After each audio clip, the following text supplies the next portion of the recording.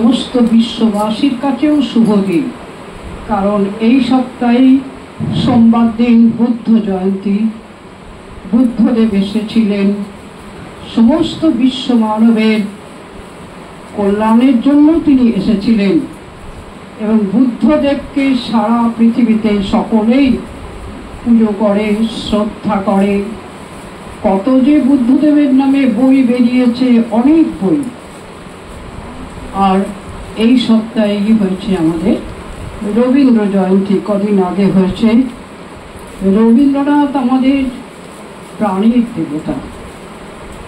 রবীন্দ্রনাথ আমাদের চিন্তায়, আমাদের কল্পনায়, আমাদের সৌন্দর্য বোধে রবীন্দ্রনাথ সব সময় জুড়ে আছেন। এই রবীন্দ্রনাথ আমি নতুন করে পড়ছিলাম, এর আগে পড়িনি। আমাদের এটা তো একটা ধর্ম আলোচনার জায়গা, তা ভাবলাম রবীন্দ্রনাথ ধর্ম সম্বন্ধে কি বলেছেন সেটা দেখি। কদিন ধরে পড়লাম, কি সুন্দর কথা বলেছেন ধর্ম সম্বন্ধে। আমি সংক্ষেপে বলবো। এখন ধর্ম কি? ধর্ম হচ্ছে যা আমাদের ধারণ করে। ধর্ম হচ্ছে যা আমাদের ধারণ করে রাখে। এইভাবেই যদি ব্যাখ্যা করা হয় তাহলে ধর্ম আমাদের ধারণ করে রাখে। কি করে ধারণ করে?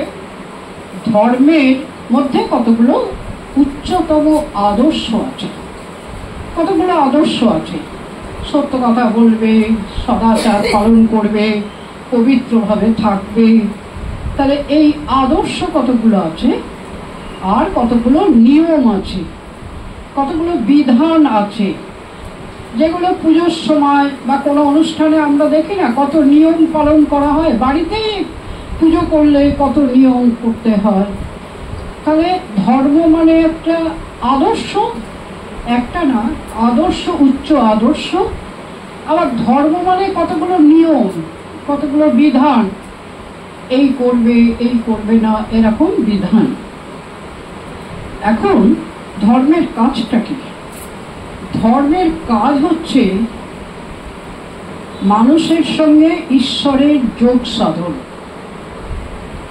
ঈশ্বর কোথায় আছেন জানি না, খুঁজে পাই না। আমার মধ্যেও হয়তো আছেন, কিন্তু যোগাযোগ করতে পারি না। তাহলে ধর্ম আমাদের ঈশ্বরের সঙ্গে যোগাযোগ স্থাপন করে দেয়। এখন রবীন্দ্রনাথ বলছেন ধর্মের দরকারটা কি। সুন্দর আলোচনা, অনেক পাতার পর পাতা, আমি সংক্ষেপে বলছি। তিনি বলছেন ধর্মের কতগুলো কাজ আছে। কি কাজ? একটা হচ্ছে ধর্ম ভার বহন করে। আমাদের প্রতিদিনের জীবনে কত ভার না, কত দুশ্চিন্তা। আমি আজকেও জানি না কাল আবার কি দুশ্চিন্তা আসবে। দুশ্চিন্তার ভার, ভালো কি জানি কি খবর শুনবো, এমনকি কাগজ দেখলেও মন খারাপ হয়ে যায়। তাহলে নানান রকম দুশ্চিন্তা, দুঃখের ভার রোজ না আসুক, আসতেই পারে যে কোনো সময়। অন্য কারোর একজন দুঃখ হলো, সেটাও আমার দুঃখের ভার। তাহলে এই যে আমাদের জীবনের ভার, রবীন্দ্রনাথের জীবনেও অনেক দুঃখ এসেছে এবং সারা পৃথিবীর মানুষেরই অনেক দুঃখ আছে। এই দুঃখ যদি ভারতবাসীরা দেখেছে, যদি নিজেরা বহন করতে যায় খুব কষ্ট। কিন্তু এই দুঃখের ভারটা ধর্মের উপরে যদি চাপিয়ে দিই, তাহলে ভারটা বহন করা বা ভারটা সহ্য করা সহজ হয়। কি করে হয়? উনি বলছেন, যেমন নদীর ওপর দিয়ে বড় বড় কাঠের আসাম থেকে ছেড়ে দেওয়া হয়, সেগুলো ব্রহ্মপুত্র দিয়ে পার হয়ে পদ্মা দিয়ে সে অনেক দূরে চলে যায়। তাহলে নদী ভার বহন করছে, আবার ভার চালনা করছে। এটা লরি, লরির ওপর তুমি তো অনেক ভার তুলে দিলে। তাহলে লরি ভার বহন করছে, আবার ভারটাকে নিয়ে চলেও যাচ্ছে।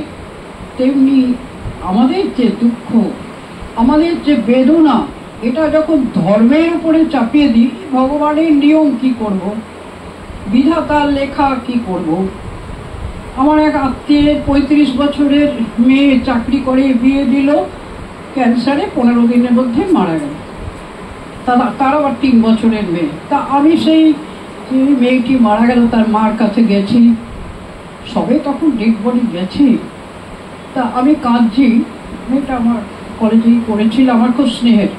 সে আমাকে বলছে, দেখো আমার কপালে ছিল হয়েছে, তোমাকে আমি একটু শরবত করে এনে দিই, তুমি খাও। কপালে ছিল, বিধির বিধান বলছে। তার মানে সেই মুহূর্তে সে কাজ করছে, কি করে করছে? ভাতটাকে সে চাপিয়ে দিল বিধির বিধানের ওপরে। চরম দুঃখের সময় সে তার ভাতটা, সবটা কি আর গেছে, কিন্তু সে চাপিয়ে দিয়ে সবাইকে শরবত করে খাওয়াচ্ছে। তার মানে ধর্ম আমাদের এরকম, এটা আমাদের, আমরা সবাই জানি, এটা অভিজ্ঞতা আছে যে ধর্ম আমাদের জীবনের ভার বহন করে। আমরা বলি কপালে লেখা ছিল, ও ভগবান দিয়েছে, কষ্ট সহ্য করতে হবে, এইভাবে আমরা ভারটাকে বহন করে নিয়ে যাই। যার ধর্ম নেই তার পক্ষে ভারটা বহন করা আরো কষ্ট হয়। ধর্মের আর কি কাজ? ধর্ম আমাদের শক্তিকে জাগ্রত করে। আমাদের কিন্তু প্রত্যেকের মধ্যে শক্তি আছে, শক্তিগুলো ঘুমিয়ে আছে, প্রকাশ পায় না। এই যে পাড়ার ছেলেগুলো বসে বসে আড্ডা দেয়, আরো কত কি করে, যাই হোক, কিন্তু একটা দুর্গাপূজার সময় ডাকো, সারাদিন কাজ করে দেবে। তার মানে ওই সময় তাদের শক্তি জাগ্রত হয়, তারা কিন্তু অনেক কাজ করে দেয়। তাহলে ধর্ম আমাদের শক্তিকে জাগ্রত করে। আমাদের বাড়িতে একটা পুজো হোক, 20 জন লোককে নয় প্রসাদ দেওয়া হবে, তাহলে তুমি 4টে থেকে উঠে হয়তো বিকেল 4টে অবধি কাজ করছো। এমনি দিনে তো আমরা অত করি না, কিন্তু সেদিন কিভাবে করি আমরা জানি না। তার মানে ধর্ম আমাদের ভেতরের শক্তিকে জাগ্রত করে। ধর্ম আমাদের শক্তিকে গতি দেয়। শক্তি আছে, আমি বসে আছি, কাগজ করছি, বসে আছি, গরম গরম করছি, কিন্তু একটা কাজের, ধর্মীয় কাজের দায়িত্ব আসুক, তখন কোথায় গরম আর কোথায় কি, তখন সেই কাজটা আমরা করি, সকলেই করে। তাহলে ধর্ম আমাদের শক্তি দেয়, শক্তিকে জাগ্রত করে। শক্তি ভেতরেই আছে এবং ধর্ম শক্তিকে গতি দেয়। একটা গাড়ি দাঁড়িয়ে আছে, গাড়ি চলছে, তা আমাদের এই আমাদের যে শক্তি, সেই শক্তিকে চালনা করে ধর্ম। দুটো কাজ। আরেকটা কাজ আছে ধর্মের। ধরো সকালবেলা তুমি সত্যনারায়ণ পুজো করবে, তা তুমি স্নান করছো, স্নান করে কাঁচা কাপড় পরে ফুল টুল তুলে ঠাকুরের জোগাড় করছো, অর্থাৎ পবিত্রভাবে তুমি জোগাড় করছো। তাহলে বাইরের দিক থেকে তুমি পবিত্রভাবে কাজ করছো, আর অন্তরটাকেও তুমি পবিত্রভাবে রেখে দিয়েছো। সেদিন তোমার অন্য কোনো চিন্তা এলেও তুমি তাদের ভাগিয়ে দিচ্ছ। তাহলে ধর্ম আমাদের অন্তরের ভাব আর বাইরের আচরণ, এই দুটোর মধ্যে সমন্বয় করে। অর্থাৎ অন্তরের ভাবটাও পবিত্র হয়ে যাচ্ছে, বাইরের কাজটাও পবিত্রভাবে আমরা করছি। ধর্ম একমাত্র এটাই কাজ করে। বেশিরভাগ সময় আমরা মনে মনে ভাবি, লোকটা আমার কেন এলো, আমার কি জ্বালা, আবার তাকে করছি। তখন অন্তরের ভাব আর বাইরের ভাব এক হয় না। কিন্তু একটা ধর্মের নামে যখন আমরা করি, তখন আমরা সচেতনভাবে কি করি, বাইরের ভাব আর অন্তরের ভাবকে এক করে নিই। আর ধর্ম আমাদের মুক্তি দেয়। কিভাবে মুক্তি দেয়? আমরা সংসারে নানান জ্বালায়, নানার বন্ধনে আবদ্ধ। সংসারটাও সত্যি, কিন্তু সংসারের সত্যি কিরকম সত্যি জানো? যেটা আজকে সত্যি, সেটা কিছুদিন পরে আর সত্যি থাকে না। আমার নাতনি এলো, কত যত্ন করলাম, সেটা তখনকার মতো সত্যি, এখন আর আমাকে পাত্তা দেয় না, তাহলে সেটা এখন আর আমার কাছে আর সত্য কিছু নেই, আমি সেটাকে ভুলেই গেছি। এটা তো মানুষের হয়, এ সবসময় হচ্ছে। একজন এলো, তাকে কত যত্ন করলাম, তারপর সে আর আমাকে পাত্তা দেয় না, খবরও নেয় না। তাহলে সংসারের সত্যি পাল্টে যায়। হ্যাঁ, তাহলে আমাদের যেতে হবে কোন সত্যের কাছে? যে সত্য চিরন্তন, সেই সত্য আমাদের মুক্তি দেয়। মুক্তি আর কিছুই নয়, সেই চিরন্তন সত্যের কাছে যাওয়া। ধর্ম আমাদের মুক্তি দেয়। ধর্ম আমাদের সংসারের বন্ধন থেকে, জাগতিক বন্ধন থেকে মুক্তি দেয়। তাহলে রবীন্দ্রনাথ বলছেন ধর্মের 4টে কাজ হলো। একটা কাজ হলো আমাদের ভার বহন করেন, আমাদের চিন্তার ভার, দুঃখের ভার, তাই না? এগুলো বহন করেন। যারা একা একা থাকে কি বলে, এই রামায়ণ মহাভারত পড়ো, আগে বলতো না ভাগবত পড়ো, গীতা পড়ো। তার মানে আমাদের একাকিত্বের যে ভার সেটা বহন করে এই ধর্ম। আচ্ছা, তবে অন্য বইও করে, ধর্ম বেশি করে করে। আর একটা হচ্ছে ধর্ম আমাদের শক্তিকে জাগ্রত করে। তৃতীয়ত হচ্ছে ধর্ম আমাদের অন্তর আর বাহিরকে এক করে দিতে পারে। ধর্ম আমাদের, তুমি যখন অঞ্জলি দিচ্ছ, ফুলটা দিচ্ছ, কিন্তু তোমার মনটাও তখন পবিত্র ভাবে তুমি মনটাকেও দিচ্ছ। এই যে এটা অন্তর এবং বাহিরকে এক করে দেওয়া, এটা ধর্মই করে। ধর্ম আমাদের মুক্তি দেয়, অনেক বন্ধন থেকে মুক্তি দেয় আমাদের ধর্ম। যেমন আমরা যাচ্ছি দক্ষিণেশ্বরে ঠাকুর দেখতে, তখন অনেকটা আমরা সংসারের বন্ধন থেকে মুক্তি, যেন একটা মুক্তির স্বাদ নিয়ে যাচ্ছি, যে মাকে দেখবো, জ্যোতির্ময়ী মাকে দেখবো। ধর্ম ধীরে ধীরে আমাদের মুক্তির পথে, বন্ধনের থেকে মুক্তির পথে নিয়ে যায়। এই হচ্ছে ধর্মের কাজ। আর ধর্মটা কি? তাহলে আমাকে জিজ্ঞেস করবে ধর্মটা কি। উনি খুব ভালো করে বলছেন, প্রথম লাইনটা বলছেন সর্বজীবে দয়াই ধর্ম। সব দেশের ধর্ম এটা, এটা শুধু ভারতের ধর্ম, হিন্দু ধর্ম নয়, সব দেশের ধর্মটাই কি? সর্বজীবে দয়া হচ্ছে ধর্ম। তার মানে কি বলতে চাইছেন? সৎকর্ম ধর্ম। খুব সুন্দর বলছেন কবিকে, আমার এত ভালো লাগে না। বলছেন অপরের মঙ্গল করা ধর্ম, আবার অপরের অমঙ্গল না করাও ধর্ম। সুন্দর কথা না? অপরকে সুখ দেওয়া ধর্ম, কারণ সুখ আমরা দিতে পারছি না, তখন দুঃখ না দেওয়াটাও ধর্ম। অপরের কল্যাণ করাটা ধর্ম, কিন্তু কি করে কল্যাণ করবো বুঝতে পারছি না, তখন তার অকল্যাণ না করাটাও ধর্ম। খুব সুন্দর করে লিখছেন এক জায়গায় যে আমার ইচ্ছে হলো পৃথিবীর উপকার করব। কি করে করব? আবার যা করতে যাব তাতে পৃথিবীর উপকার নাও হতে পারে। তখন আমার অন্তরাত্মা থেকে আমাকে একজন বোঝালো, তোমার যা কর্তব্য সেটা করাই তোমার ধর্ম, তাতে পৃথিবীর বেশি উপকার হবে। সুন্দর কথা। তার মানে আমাদের প্রতিদিনে যা আমাদের কর্তব্য, সেই কর্তব্যটা যদি আমরা ঠিক মতো পালন করি, তাহলেই পৃথিবীর উপকার হবে। আমরা বড় বড় উপকার করতে পারছি না, কিন্তু এটাও একটা ধর্ম, পৃথিবীর উপকার করাটাও ধর্ম। আরো গভীরে চলে যাচ্ছেন কবি, বলছেন সত্যনিষ্ঠাই ধর্ম, সত্য পালন করা, সত্যকে রক্ষা করা, মিথ্যা না বলাটাও ধর্ম।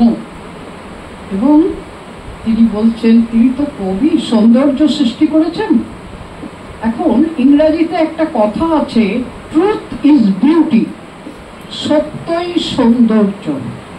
বিউটি ইজ ট্রুথ, সৌন্দর্যই সত্য। তাই যদি হয় তাহলে সত্যই সৌন্দর্য, সত্যই ধর্ম, তাহলে সৌন্দর্যই ধর্ম। ব্যাপারটা তাই হলো না? সত্যই ধর্ম, তাই তো? আবার সত্যই সৌন্দর্য, তাহলে সৌন্দর্যটাই ধর্ম। এবং কত জায়গায় বলছেন কবি, সৌন্দর্য আমার দেবতা। সৌন্দর্য সৃষ্টি করাই আমার ধর্ম। তাহলে কবিতাগুলো লিখলেন কি করে? অত অসাধারণ সুন্দর সব কবিতা। সৌন্দর্য সৃষ্টি করাই ধর্ম, সৌন্দর্য সৃষ্টি করা ধর্ম, সৌন্দর্য আমার দেবতা। আবার বলছেন আমাদের শাস্ত্রে বলা হয়েছে আনন্দ ব্রহ্ম, তাই তো?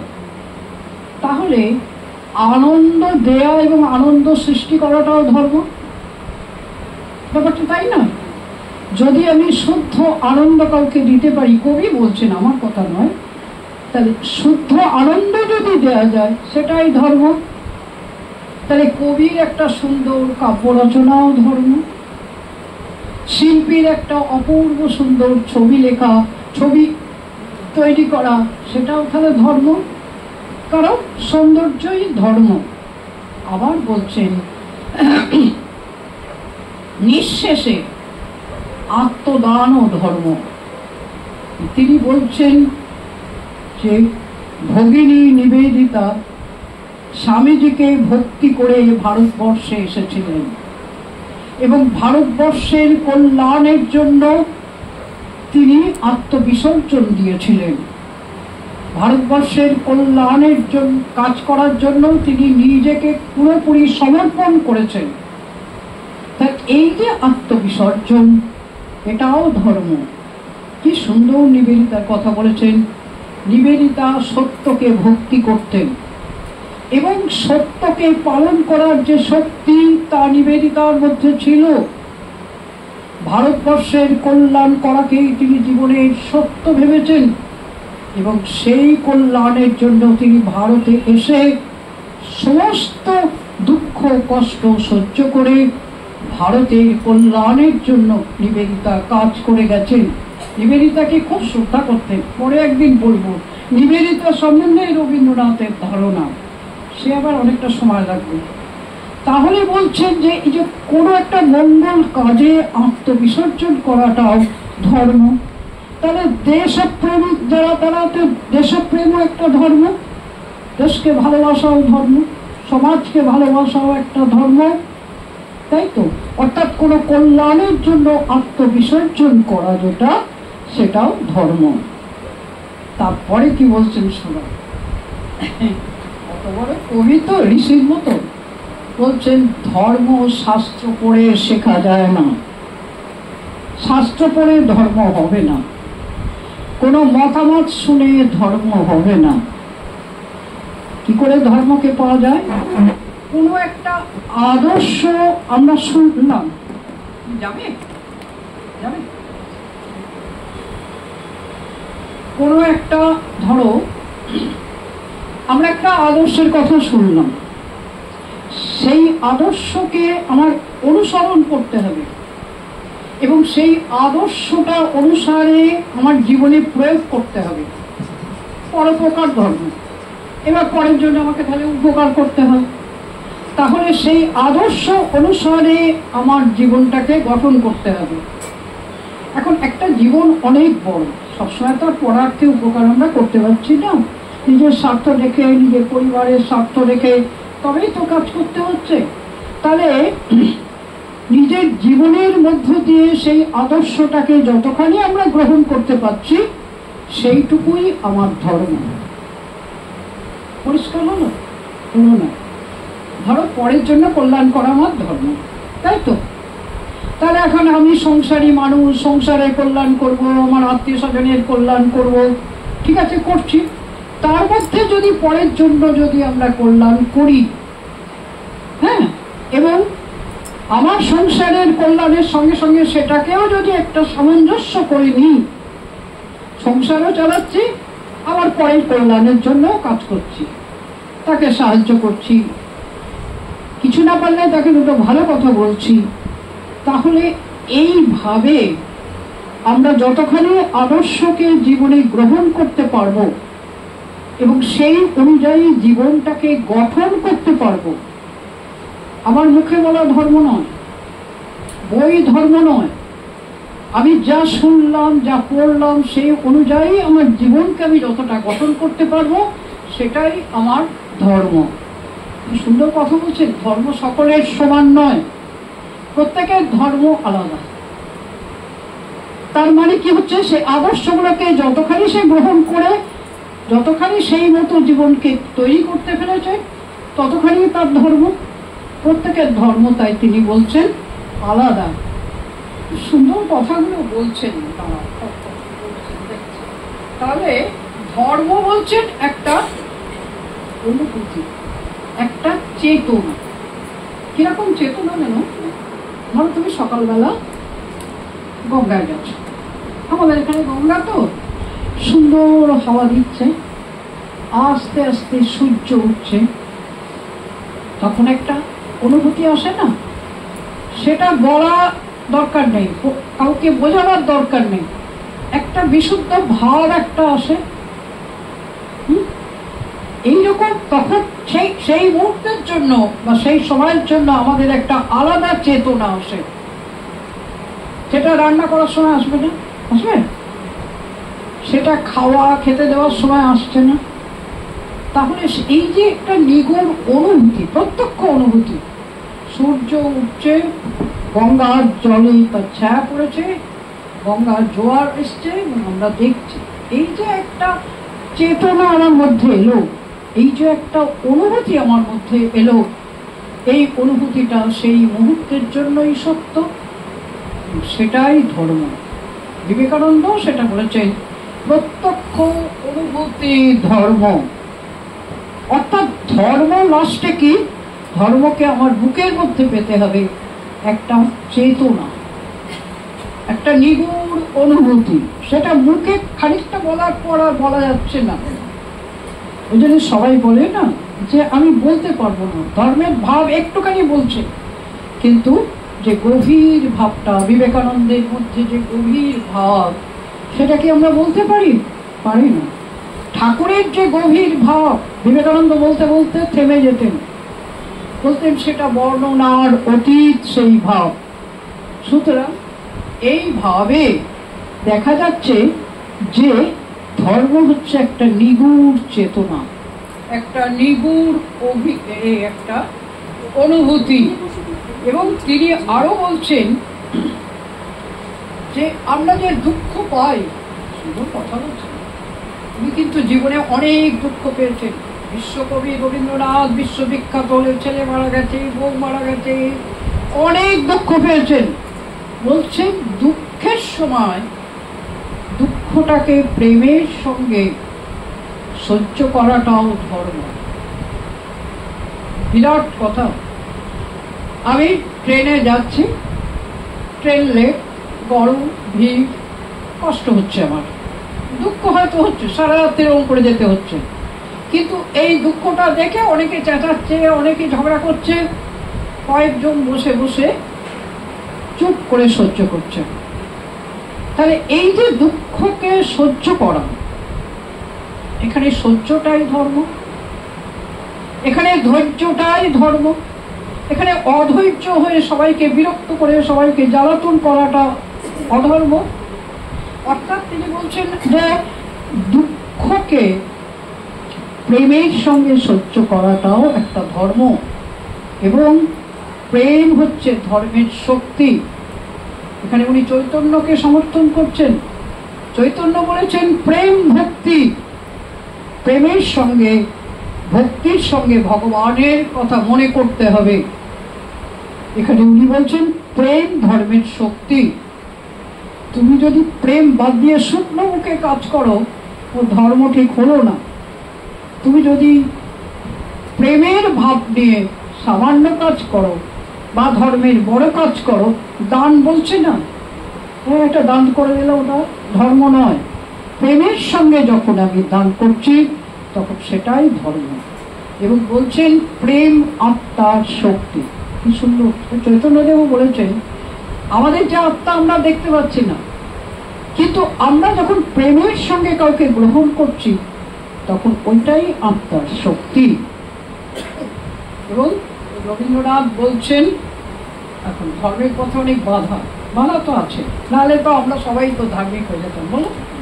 তা আমরা ধর্মের পথে বাধাটা কি? ধর্মের জন্য সত্যনিষ্ঠ হতে হবে, তাহলে আমরা যে মুহূর্তে সত্য ভঙ্গ করছি ধর্ম নষ্ট হয়ে যাচ্ছে, যাচ্ছে না? ধর্মের জন্য আমাদের সত্যনিষ্ঠ হতে হবে। আর সত্যনিষ্ঠ যদি নাও হতে পারি, মিথ্যে কথা বলবো না। সাধুরা চুপ করে থাকে না? চোর এসে সাধুকে জিজ্ঞেস করছে কোন দিকে গেছে, কোন দিকে গেছে, সাধু চুপ করে আছে, সত্যও বলছে না, মিথ্যেও বলছে না। অর্থাৎ এখানে বলছে যে সত্যকে ধারণ করতে হবে। সত্যকে ধারণ যদি নাও করতে পারি, তাহলে অন্তত মিথ্যের দিকে আমরা যাব না। অনেকে চুপ করে থাকে না, কার দোষ কার গুণ জিজ্ঞেস করতে গেলে কিছু বলে না। সাধু সন্ন্যাসীরা বেশি, তারা বলে না, চুপ করে থাকে। আর একটা কি, স্বার্থপরতা। এবং স্বার্থপর তো হতেই হবে বাঁচতে গেলে। বলো, আমাকে খেতে হবে, আমাকে জামা কাপড় পরতে হবে, আমাকে ঘুমোতে হবে, আমাকে বিশ্রাম নিতে হবে। আমার স্বার্থ রেখে, শরীর রেখে তবেই তো ঠাকুর তোমার কথা ভাববো। স্বার্থপরতা থাকবে, কিন্তু স্বার্থপরতাকে সংযত করে যদি আমরা খানিকটা পরার্থপরতা, উনি বলছেন পরের উপকার করাটাই ধর্ম। এখন স্বার্থপরতার সঙ্গে পরের উপকার করাটার মধ্যে একটা সমন্বয় করতে হবে, সামঞ্জস্য করতে হবে। তোমার সকালে উঠে 100 টাকা হাত খরচা, সংসার খরচা, তা তুমি সমস্ত কিছু করলে হয়তো 10 টাকা একার দিনে সবাই রেখে দিত না, ভাড়ের মধ্যে বা যা করি ও আলাদা সরিয়ে রাখতো। এই টাকাটা তুমি কোনো গরিব মানুষের দান করে দিলে, তাহলে তোমার স্বার্থপরতার সঙ্গে পরার্থপরতার একটা যোগ হলো। তুমি আস্তে আস্তে তুমি যেন একটু একটু করে ধর্মের দিকে এগিয়ে গেলে, তাহলে ঘোর স্বার্থপরতাটা একটা ধর্ম। তিনি আরো একটা কথা বলেছেন যে আমাদের লোভ এবং বাসনাকে একটু সংযত করতে হবে। উনি বলছেন আরো আরো চাই। যার একটা গাড়ি তার 3টে গাড়ি, তো অনেক জায়গায় দেখি আমরা, তাই না? একটা গাড়ি 3টে গাড়ি, একটা শাড়ি 100টা শাড়ি হয়ে যাচ্ছে, সে আর রাখার জায়গা নেই। আবার ভুলেও যাচ্ছে যে তার কি আছে, আবার এক শাড়ি দুবার কিনে ফেলছে, এও আমি জানি।